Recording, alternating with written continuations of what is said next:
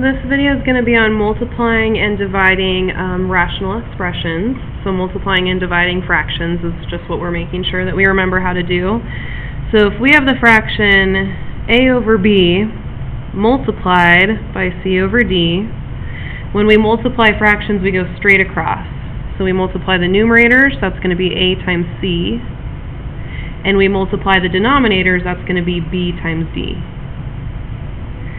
So I'm going to write a note to myself that I multiply straight across.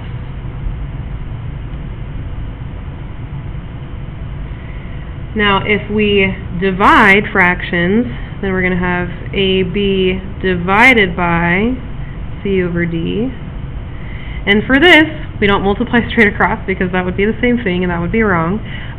But a good method that I've found that students typically remember is to do keep it, change it, flip it.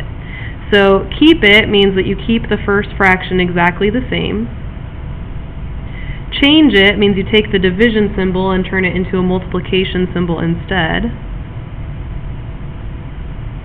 And then flip it means you take the last fraction and you flip it upside down. So now we've turned it into a multiplication problem, and now we can just multiply straight across. So A multiplied by D, B multiplied by C. Alright, so now we're going to use that idea to do two example problems. So let's say we have 3x over 5 multiplied by 30 over 18x to the third.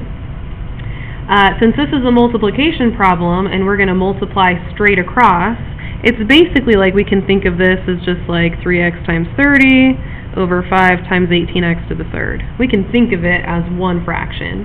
And so that means at this point we're just trying to figure out what number we could divide out on the top and the bottom so that we're kind of like dividing out a 1. So what you might notice is that you have x's on the top and the bottom. So I'll take one x here and one of these x's, and those cancel out to make 1.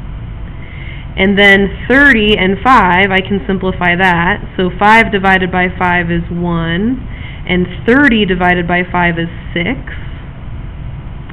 And then I'm going to go ahead and clean it up a little bit. So I'm going to take what I have left over now. I have a 3 times 6 on the top, which makes 18.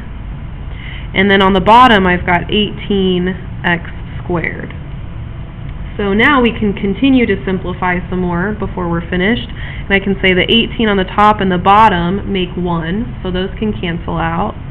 And so that means that on the top, all I have left over is a 1. On the bottom, all I have left over is an x squared.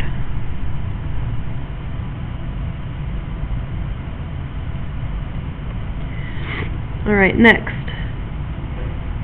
X squared minus 1 over 4x divided by x squared minus 5x plus 4 over x to the third minus 16x.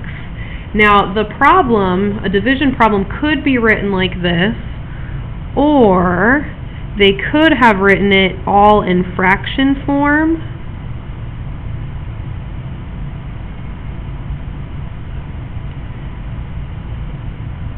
These two problems are identical. They're asking for the exact same thing, it's just two different ways of showing division. So whenever you see a problem like this, you're going to do keep it, change it, flip it. So I'm going to keep the first one, change it to multiplication, and then flip it. So you'll notice I have not even tried to cancel, I've not considered it, because I just want to make sure I do the keep it, change it, flip it. Okay. So at this point I'm going to say this has a plus and a minus in it, and pluses and minuses, and so these are all considered to be one factor the way that they're written right now.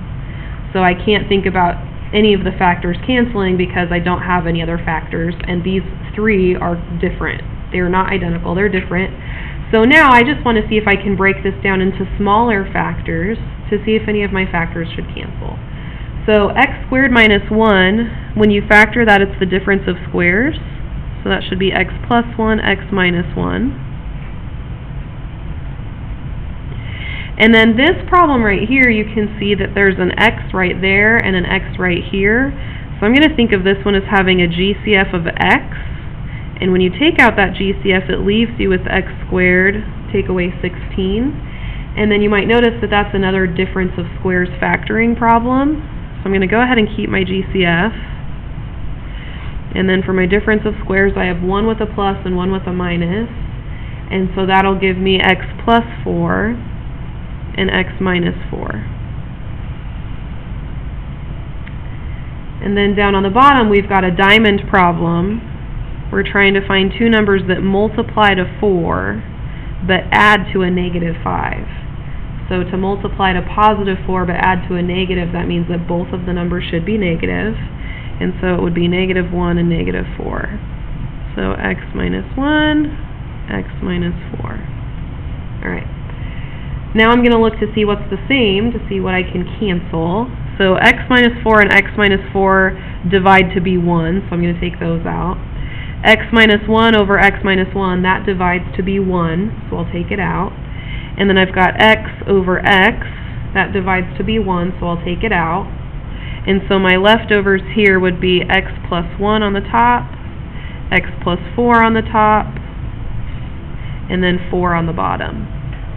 So you'll notice when I did this problem, it didn't matter if the tops and bottoms were on the same fraction or if they were on two different fractions, because this is a multiplication problem, and when you multiply, you go straight across, and we can basically think of this as one huge fraction.